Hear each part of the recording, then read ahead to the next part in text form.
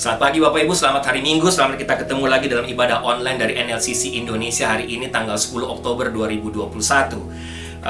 Hari ini kita sampai kepada topik yang kedua dari seri Khotbah God is in Control. Saya akan menyampaikan firman Tuhan dan hari ini kita akan fokus kepada topik Allah tetap pegang kendali walaupun khususnya ketika Allah itu sendiri tidak dapat dipahami. Sebelum kita memulai ibadah atau kebaktian hari ini, sebelum kita memulai memuji menyembah Tuhan, mari kita tundukkan kepala, kita berdoa. Tuhan, kami bersyukur, berterima kasih karena hari ini kami ada waktu lagi untuk beribadah bersama-sama secara online. Kami yang berada di berbagai tempat, kami ada waktu kesempatan untuk beribadah bersama. Hari ini di tempat, di rumah kami masing-masing, di negara kami masing-masing. Kami ada waktu untuk memuji menyembah-Mu dan terlebih mendengarkan suara-Mu melalui kebenaran firman Tuhan hari ini. Doa hamba, kiranya seluruh rangkaian ibadah hari ini mulai awal, pertengahan hingga akhirnya, kami semua tanpa terkecuali kami diberkati oleh Tuhan, kami diberkati oleh pujian penyembahan hari ini, dan secara khusus kami diberkati oleh kebenaran firman-Mu. Dalam nama Tuhan Yesus kami berdoa. Amin. Baik Bapak Ibu, mari sama-sama kita memuji dan menyembah Tuhan.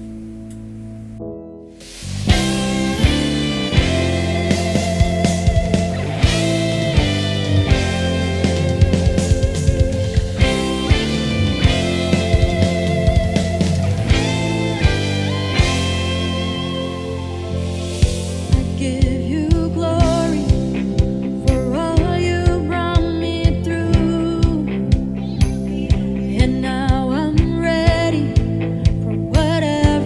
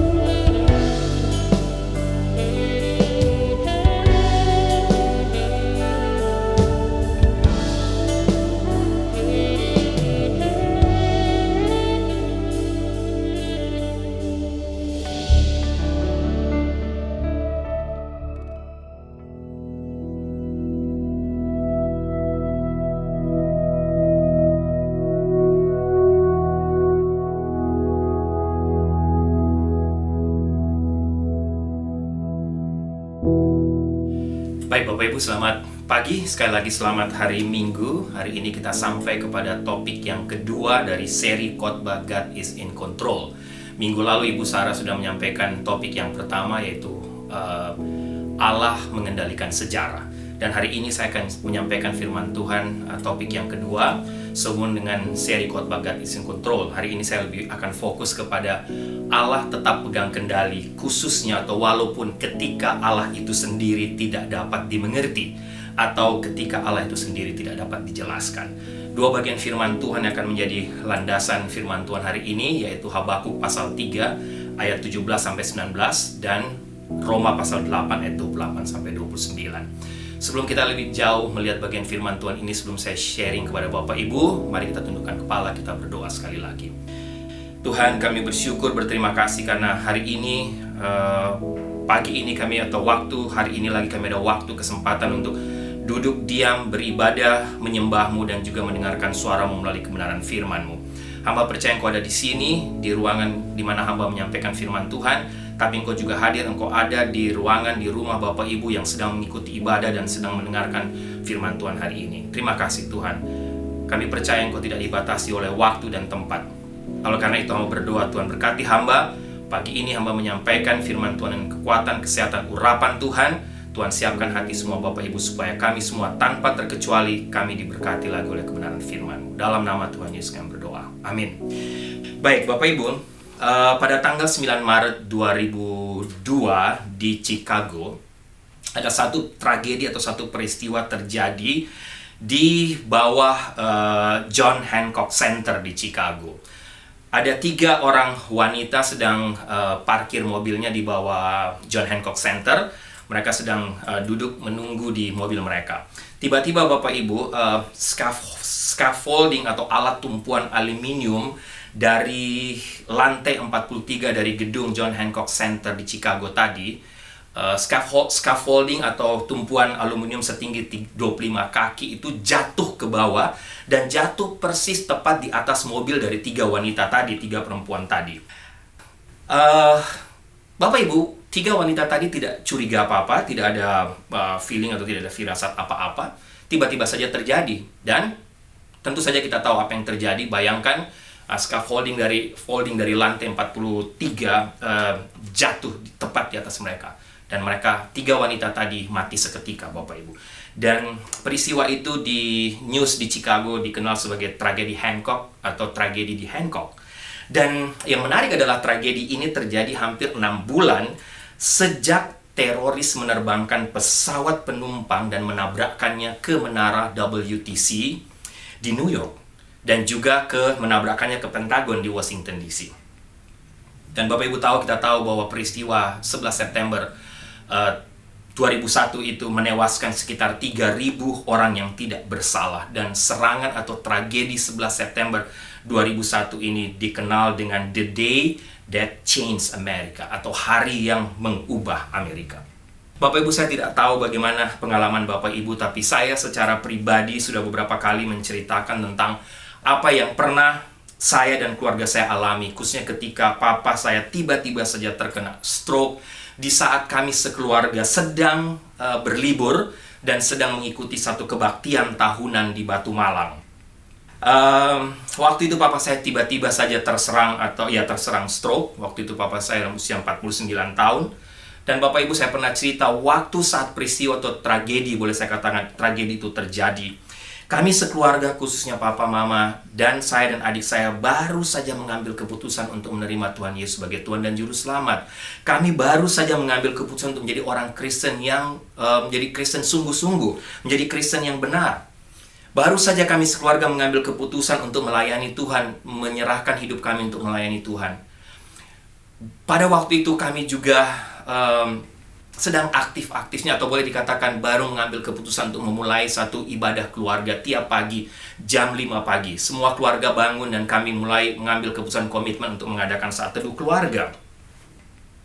Bapak Ibu, semuanya terjadi secara tiba-tiba. Papa saya tidak ada sakit apa-apa sebelumnya. Tapi tiba-tiba tragedi itu, peristiwa itu terjadi. Dan itu mengejutkan, mengagetkan kami satu keluarga Bapak Ibu. Bicara soal tragedi, Bapak Ibu, tragedi memang selalu sulit dipahami, sulit dijelaskan, dan sulit dipercaya. Banyak orang akhirnya menyalahkan Tuhan dan menjadi pahit dan sinis terhadap Tuhan. Mereka meminta penjelasan kepada Tuhan, tapi Tuhan seolah-olah diam. Mereka mencoba untuk mencari pengertian, tapi justru mereka semakin tidak mendapatkan jawabannya. Mereka semakin bingung. Bapak Ibu yang saya kasih dalam Tuhan, sekali lagi, hidup memang adalah misteri. Banyak hal yang terjadi dalam hidup kita berada di luar jangkauan kita, dan bahkan jika itu dijelaskan pun kepada kita, kita mungkin tidak akan pernah puas dengan semua penjelasan tersebut. Kita tidak akan pernah puas dengan jawaban yang kita terima. Dan akhirnya apa yang terjadi, Bapak Ibu? Kita apatis, kita putus asa. Kita terus bertanya, di mana Tuhan? Apakah Tuhan eksis? Apakah Dia eksis? Apakah Dia benar-benar ada? Apakah Dia mengasihi saya atau tidak? Dan tidak sedikit orang, termasuk orang Kristen, yang akhirnya berhenti ke gereja, boleh dikatakan meninggalkan gereja, dan juga meninggalkan Tuhan. Nah, untuk memahami semua ini, Bapak Ibu, kita perlu mengerti satu kebenaran. Saya tahu ini misteri, ini terus menjadi rahasia ketika tragedi menimpa kita, atau menimpa keluarga kita, atau hidup kita. Tapi kita perlu mengerti satu kebenaran mendasar yang diucapkan oleh Alkitab, oleh firman Tuhan. Apa itu, Bapak Ibu? Jangan lupa, Tuhan memang tidak pernah menjelaskan tentang dirinya sendiri. Bahkan Tuhan jarang memberikan alasan mengapa Dia tidak pernah menjelaskan tentang dirinya.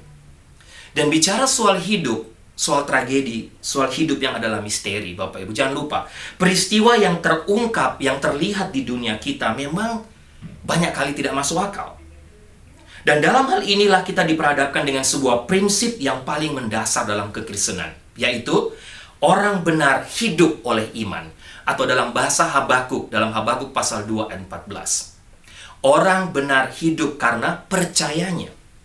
Nah, ada paling tidak tiga muatan kebenaran dalam prinsip paling mendasar ini, Bapak Ibu, yang ingin saya sharekan kepada Bapak Ibu yang sudah menjadi berkat buat saya, dan kiranya dapat menjawab hal-hal yang penuh misteri tentang Allah dan juga tentang kehidupan. Khususnya ketika Bapak Ibu merasa Allah itu tidak bisa dimengerti. Apa yang Dia kerjakan, apa yang Dia buat, atau apa yang Bapak Ibu alami dalam hidup Bapak Ibu sebagai orang percaya, tidak bisa dimengerti.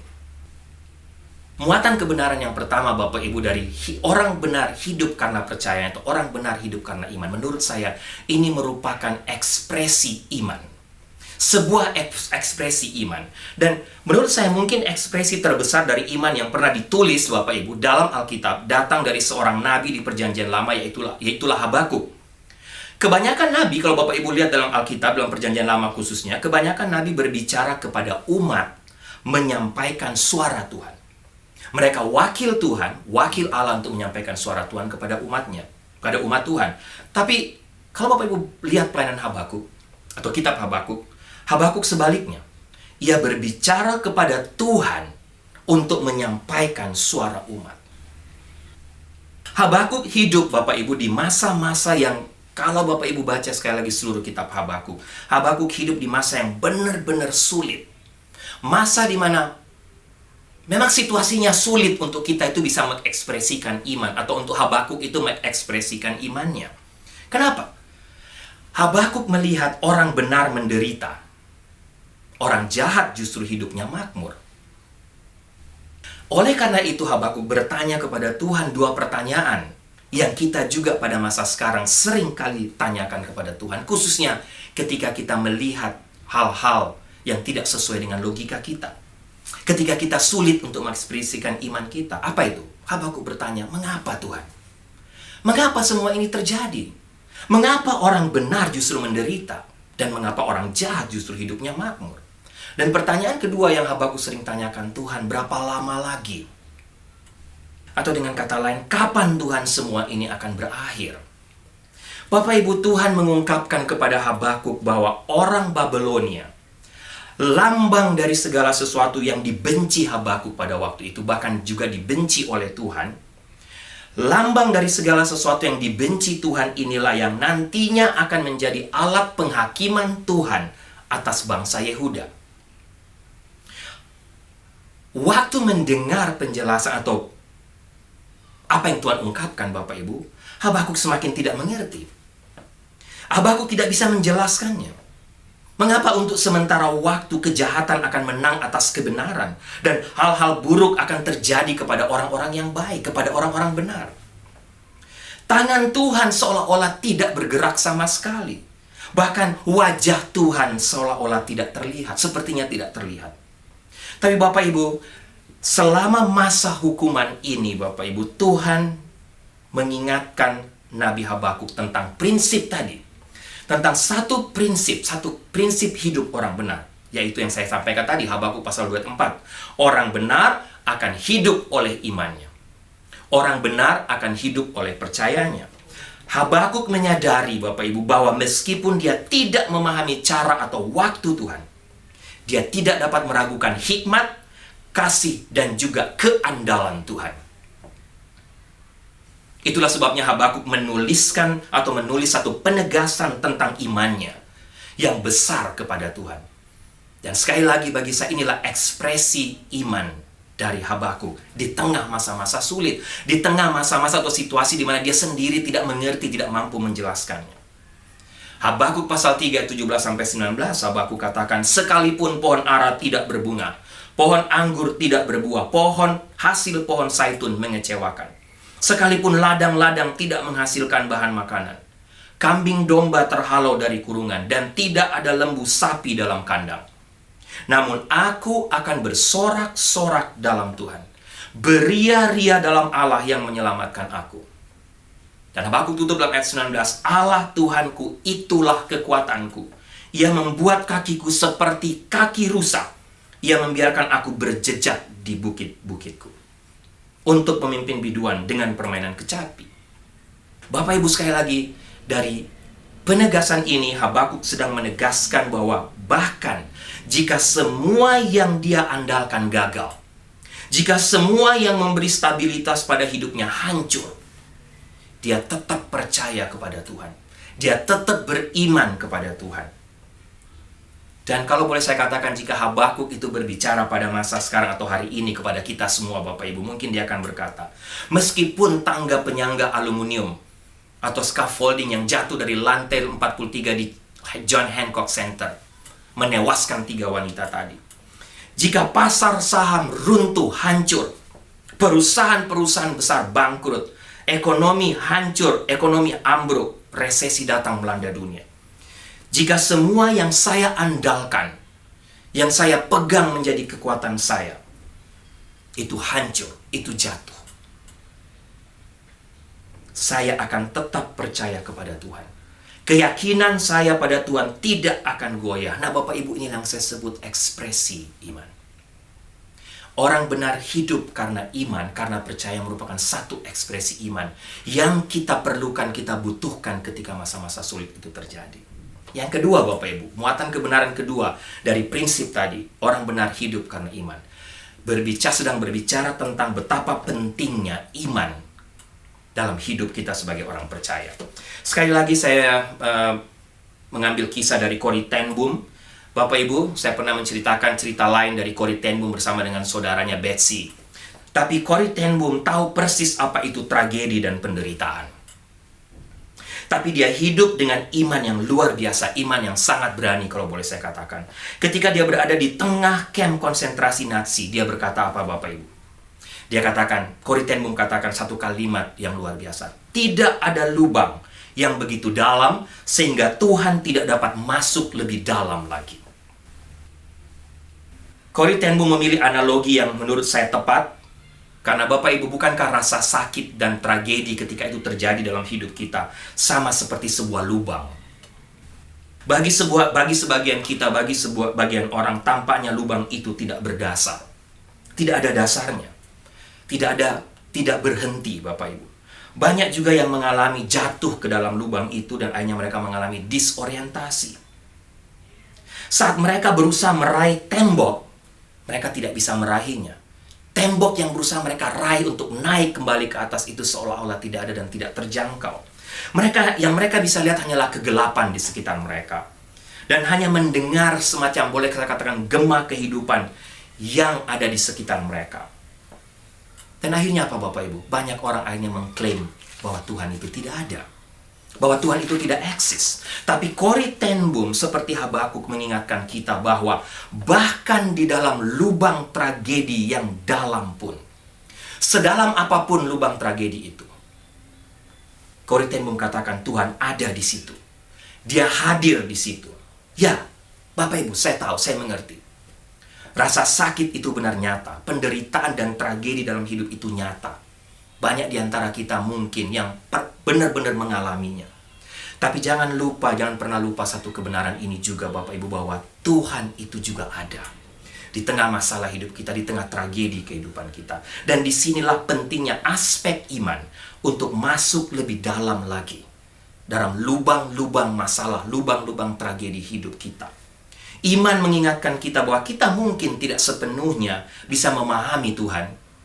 Kita tidak bisa sepenuhnya memahami apa yang Tuhan kerjakan, apa rancangan Tuhan untuk hidup kita sekarang.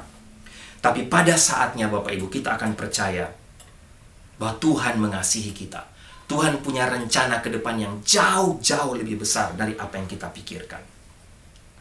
Satu saja yang bisa kita lakukan Bapak Ibu, yaitu percaya, beriman kepadanya.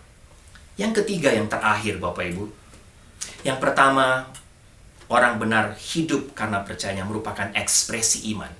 Dan ekspresi iman inilah yang kita butuhkan di tengah masa-masa sulit, ketika Tuhan itu tidak bisa dijelaskan, ketika Tuhan tidak bisa kita pahami. Dan yang kedua, orang benar hidup karena percaya ini bicara soal pentingnya aspek iman ketika tragedi itu terjadi. Dan yang ketiga Bapak Ibu, yang terakhir adalah muatan kebenaran ketiga dari prinsip orang benar hidup karena iman menurut saya adalah apa yang saya pakai istilah apa yang dipercayai oleh iman. Ada beberapa hal, paling tidak ada 5 Bapak Ibu. Yang pertama, jangan lupa iman itu percaya bahwa Tuhan terlalu bijaksana untuk membuat kesalahan dalam hidup kita. Bapak Ibu, Tuhan yang menciptakan kita. Apakah mungkin Tuhan membuat kesalahan dalam hidup kita? Saya rasa tidak mungkin. Tuhan alam semesta memiliki rencana untuk hidup kita. Dan Dia sendiri yang sibuk untuk memenuhinya dalam hidup kita, hidup Bapak Ibu dan saya. Memang kita sulit mengerti, kita tidak bisa menjelaskan. Ini sering kali apa yang terjadi dalam hidup kita, khususnya ketika masalah terjadi. Ketika Bapak Ibu dan saya menjadi orang Kristen, mengambil keputusan menjadi orang percaya, mengambil keputusan untuk lebih sungguh dengan Tuhan, melayani Tuhan, kemudian masalah itu terjadi. Kita katakan, Tuhan apa-apaan ini? Kita tidak mengerti. Logika kita, otak kita tidak mampu untuk memikirkannya Bapak Ibu. Saya pakai istilah, kita melihat kehidupan ini seolah-olah kita sedang menonton satu event Bapak Ibu, tapi programnya tidak ada di depan kita. Bapak Ibu yang hadir di Mission Night, Bapak Ibu lihat saya taruh program di tiap-tiap meja supaya orang bisa tahu programnya, sehingga mereka bisa tahu, oh ini acara yang berikut, ini acara yang berikut. Tapi saya lihat banyak kali dalam hidup kita Bapak Ibu, seperti kita sedang menonton event tapi kita tidak tahu programnya. Kita blank, kita buta. Tapi jangan lupa Tuhan berada jauh di atas kita. Tuhanlah yang punya acara kehidupan kita. Tuhanlah sutradaranya, Tuhan yang mengatur, Dia tahu dengan persis apa yang Dia mulai, apa yang Dia kerjakan, dan apa yang akan terjadi. Tuhan melihat dari awal dan akhir dari segala sesuatu. Sementara Bapak Ibu dan saya dengan otak kita yang kecil dan terbatas ini, kita hanya melihat sekarang. Kita selalu menjadi lebih bijaksana Bapak Ibu setelah event itu berakhir, betul tidak? Namun saat krisis itu terjadi, saat event itu sedang berjalan, kita tidak menyadari mengapa kita mengalaminya. Mengapa kita berada di tengah situasi itu? Hanya Bapak Ibu setelah kita merenung barulah kita tersadar. Oh, Tuhan rupanya ada di dalam hidup saya. Tuhan ada di dalam semua masalah hidup saya yang terjadi. Tuhan bukan hanya hadir ada ketika saya senang, ketika saya happy. Tapi Tuhan juga hadir, Tuhan juga ada ketika saya sedang susah. Ketika masalah sedang melanda hidup saya. Ketika tragedi sedang melanda hidup saya. Untuk alasan itulah Bapak Ibu, seharusnya Bapak Ibu dan saya percaya pada jalan Tuhan, pada rancangan Tuhan. Percaya bahwa Tuhan sekali lagi terlalu bijaksana untuk membuat kesalahan dalam hidup kita. Yang kedua Bapak Ibu, dari bagian yang ketiga ini, apa yang dipercaya oleh iman yang kedua ini Bapak Ibu, banyak orang katakan sering terlihat atau mereka pernah atau ada orang melihat sering terukir atau tertulis di tempat-tempat tahanan, Bapak Ibu, di beberapa tempat, bahkan juga di kamp-kamp konsentrasi. Apa itu? Yang kedua, iman percaya bahwa Tuhan terlalu baik untuk menjadi kejam dalam hidup manusia. Di atas satu perapian marmer di gedung Matematika University di Princeton, Bapak Ibu, ada satu bahasa Jerman asli atau yang mereka sebut sebagai kredo ilmiah yang tertulis di batuan atau di atas perapian marmer itu. Dalam bahasa Inggris, tulisan itu adalah God is subtle, but he is not malicious. Dalam bahasa Indonesia, saya bisa terjemahkan, Tuhan itu halus, tapi dia tidak jahat. Tuhan tidak pernah jahat dalam berurusan dengan kita, Bapak Ibu. Apapun yang dia lakukan untuk kebaikan kita. Rasul Paulus berbicara tentang kebaikan Tuhan dan kasih karunia-Nya yang luar biasa ketika dia menulis Roma pasal 8 ayat 28-29. Apa itu? Paulus katakan satu ayat firman Tuhan yang sangat terkenal. Kita tahu sekarang bahwa Allah turut bekerja dalam segala sesuatu untuk mendatangkan kebaikan bagi mereka yang mengasihi Dia, yaitu bagi mereka yang terpanggil sesuai dengan rencana Allah. Sebab semua orang yang dipilihnya dari semula, mereka juga ditentukannya dari semula untuk menjadi serupa dengan gambaran anaknya, supaya ia, anaknya itu menjadi yang sulung di antara banyak saudara. Bapak Ibu bisa baca Roma 8, 28, 29. Nah Bapak Ibu, menurut saya ayat-ayat ini menarik. Kenapa menarik? Menurut saya, Bapak Ibu bisa perhatikan Roma 8, 28, 29. Apa yang ayat-ayat ini tidak tuliskan atau tidak katakan, menurut saya sama pentingnya dengan apa yang dua ayat ini katakan atau tertulis di situ. Apa maksud saya? Contoh, dua ayat ini kalau Bapak Ibu baca tidak mengatakan bahwa segala sesuatu yang terjadi adalah baik. Tidak ditulis, tapi benar kan? Ayat-ayat ini juga tidak mengatakan bahwa Tuhan menyebabkan kejahatan. Tidak tertulis. Ayat ini juga tidak mengatakan bahwa semuanya akan baik-baik saja untuk semua orang. Tidak ditulis di situ. Apa yang dua ayat ini katakan adalah, Bapak Ibu lihat, Tuhan sedang bekerja di dunia ini, terutama dalam kehidupan anak-anaknya. Itu yang ditulis. Tujuan mulianya adalah menjadikan kita seperti Tuhan Yesus. Menjadi seperti Kristus. Dan untuk tujuan yang baik itu, Tuhan dapat memakai atau memang selalu memakai, ingat, segala sesuatu. Memang Tuhan tidak menyebabkan kejahatan. Tidak ada tulis itu. Tapi Tuhan mampu sanggup memakai kejahatan yang terjadi dalam dunia ini untuk kebaikan umatnya. Tuhan itu selalu memakai yang baik, dapat memakai yang baik dan yang buruk. Apa yang Tuhan atur dalam hidup kita, Bapak Ibu, yang Dia izinkan terjadi dalam hidup kita, jangan lupa, itu semua dalam pengaturannya. Dan ingat, iman kita percaya bahwa Tuhan terlalu baik untuk menjadi kejam dalam hidup kita.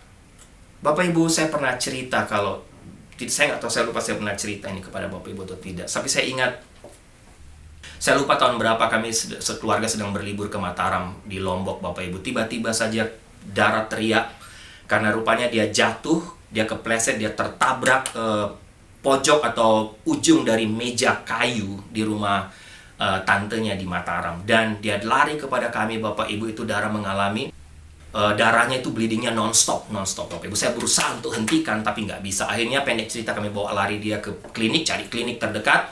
Kami bawa lari ke klinik di dekat situ, Bapak Ibu. Dan waktu sampai ke situ di IR, di ruang gawat darurat di Lombok di Mataram, dokter yang jaga di situ, nurse-nurse yang jaga katakan, "Pak, ini nggak bisa, ini harus kita jahit untuk memberhentikan darahnya." Bapak Ibu, Dara maksudnya Karissa, Dara waktu lihat dokter datang, dia sedikit mengerti yang mereka bilang akan dijahit, dia teriak benar-benar, dia nangis sekeras-kerasnya. Dia bilang, "Papa, stop." Bapak Ibu, tapi dokter udah nggak bisa, Pak Riki. Bapak Ibu, apa yang saya buat?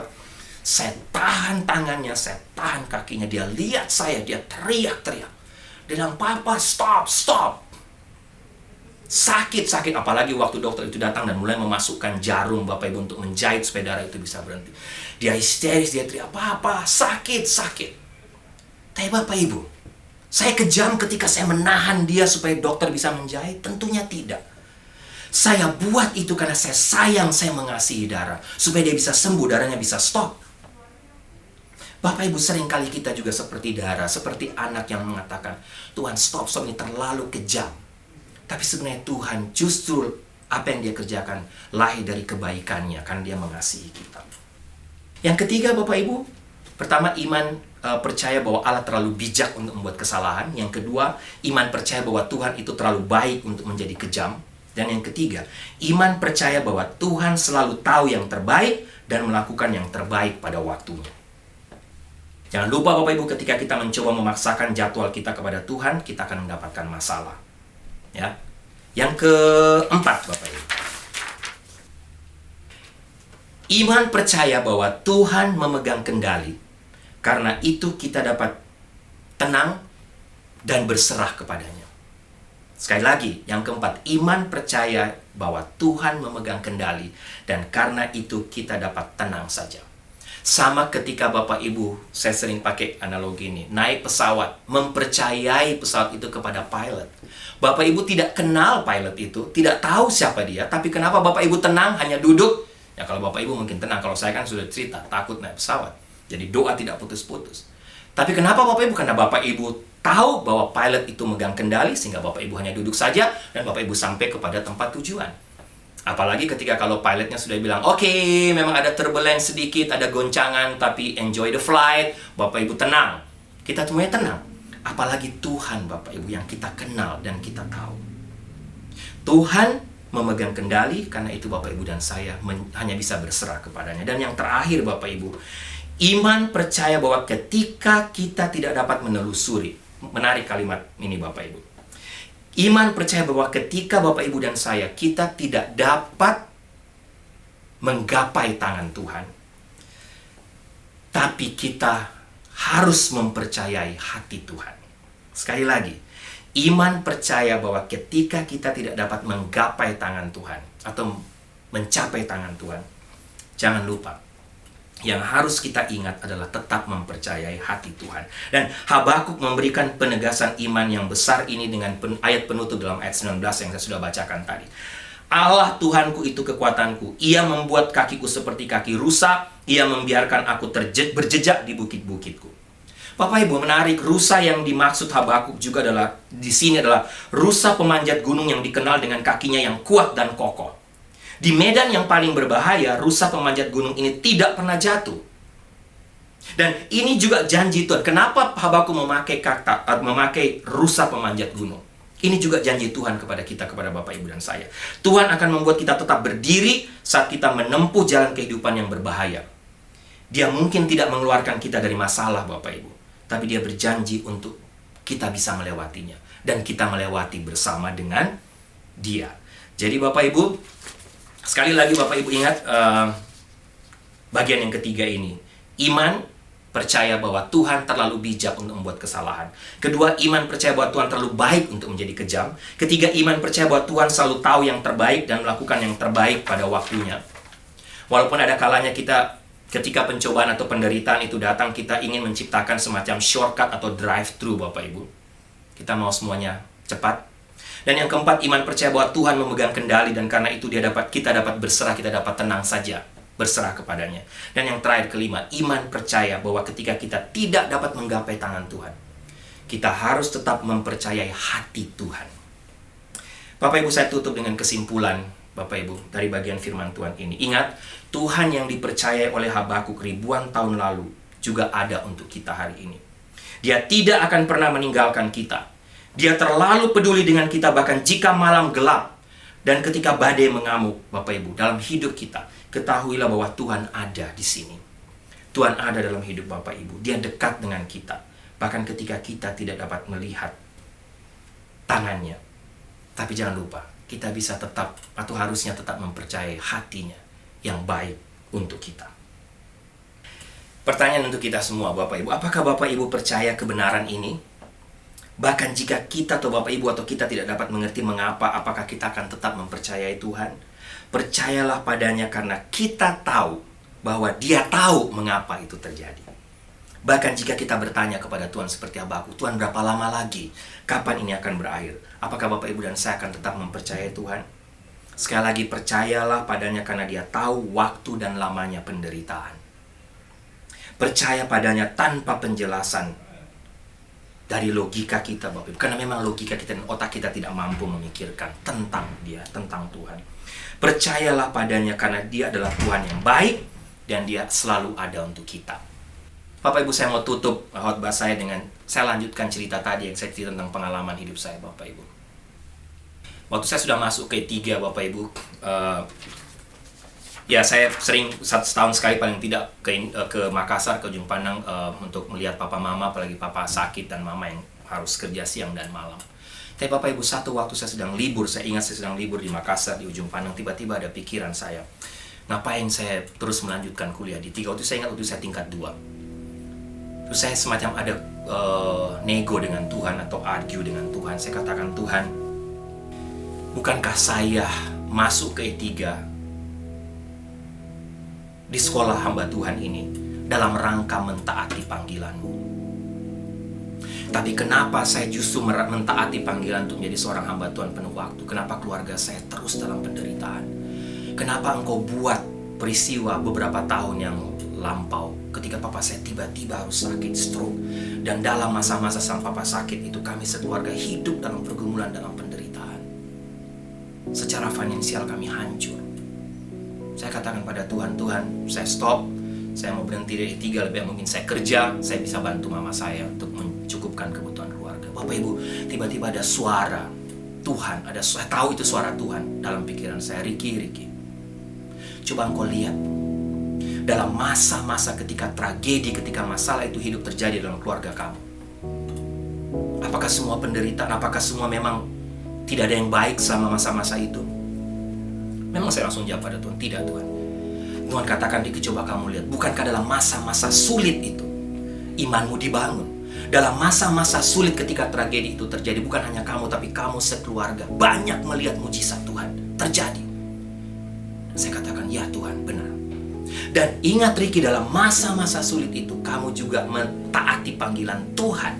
Dan itu jauh lebih penting. Bayangkan mungkin kalau papamu tidak sakit mungkin, atau kamu hidup enak, kamu punya banyak uang, papamu punya pekerjaan yang baik, bisa kamu lari dari panggilan Tuhan. Bisa kamu kuliah karena kamu mau kuliah di tempat lain. Bisa kamu jatuh dalam ketidaktaatan kepada Tuhan, dan itu akan jauh lebih buruk. Bapak Ibu, waktu saya mendengar penjelasan Tuhan, itu suara Tuhan, saya yakin itu suara Tuhan. Saya benar-benar minta ampun kepada Tuhan. Saya tahu Bapak Ibu, otak saya terlalu kecil, terlalu terbatas. Saya melihat pada waktu itu dan saya melihat semua yang negatif, tapi saya tidak melihat tangan Tuhan yang terus bekerja dan kehadiran Tuhan yang terus ada dalam tiap-tiap tragedi, masa-masa hidup, masa-masa sulit dalam hidup saya dan keluarga saya. Bapak Ibu, kiranya firman Tuhan atau beberapa contoh atau kisah yang saya sampaikan tadi, kisah hidup saya secara pribadi yang menjadi menguatkan saya. Saya juga banyak belajar dalamnya. Sekali lagi menjadi berkat buat kita, dan terus mengingatkan bahwa God is in control. Allah tetap pegang kendali walaupun situasi-situasi sulit terjadi dalam hidup kita yang tidak dapat kita jelaskan. Mari kita tundukkan kepala, kita berdoa. Tuhan, terima kasih sekali lagi, hamba bersyukur untuk kebenaran firman Tuhan hari ini. Walaupun secara pribadi, mungkin hamba secara pribadi juga sulit memahami, sulit mengertinya. Kami pun juga yang mengikuti, mendengarkan firman Tuhan ini sedang mengalami hal-hal masalah hidup kami yang kami sendiri tidak mengerti mengapa itu terjadi. Kiranya firman Tuhan yang hamba share, pengalaman dari Nabi Habakuk, ekspresi iman dari Habakuk, penegasan iman Habakuk hari ini menguatkan kami semua, mengingatkan kami semua satu hal, satu kebenaran penting, bahwa sebagai orang percaya, orang benar, kami harus hidup karena percaya. Dan kami terus mengingat bahwa apapun yang terjadi dalam hidup kami, walaupun kami sulit memahaminya, Allah tetap pegang kendali. Terima kasih untuk firman-Mu Tuhan. Dalam nama Tuhan Yesus kami berdoa. Amin. Baik Bapak Ibu, doa saya kita semua diberkati oleh kebenaran firman Tuhan lagi hari ini. Bahkan kita semua diberkati melalui seluruh rangkaian ibadah, melalui pujian dan penyembahan hari ini. Sebelum saya tutup dalam doa berkat, pengumuman yang berulang tahun Bapak Ibu khususnya dalam minggu ini. Yang pertama, tanggal 7 Oktober, happy anniversary, selamat ulang tahun pernikahan buat Henry dan Fitri. Tuhan berkati Henry dan Fitri, Tuhan berkati keluarga kalian, rumah tangga kalian terus dipakai Tuhan untuk menjadi berkat bagi banyak orang. Selamat ulang tahun yang ulang tahun tanggal 8, Ibu Lydia Lim. Bu Lydia, Tuhan berkati Bu Lydia selalu. Sekali lagi, Tuhan terus memakai Bu Lydia dengan tiap karunia talenta untuk menjadi saluran berkat. Baik Bapak Ibu, ya kita terus saling mendoakan satu dengan yang lain. Kita bersyukur Tuhan terus pelihara menjaga kita. Kita terus saling mendoakan satu dengan yang lain supaya Tuhan terus memelihara, menjaga kita khususnya di masa-masa sulit, di masa virus menyebar di mana-mana. Tuhan lindungi kita selalu. Jemaat yang kekasih, tundukkanlah kepalamu, arahkanlah hatimu kepada Tuhan, dan terimalah berkat Tuhan. Anugerah keselamatan dari Tuhan Yesus Kristus, kasih sayang yang tidak berkesudahan dari Allah Bapa, serta penyertaan dari Roh-Nya yang kudus, kiranya menyertai engkau sekalian mulai hari ini sampai Maranatha, Tuhan Yesus datang kembali. Haleluya, amin.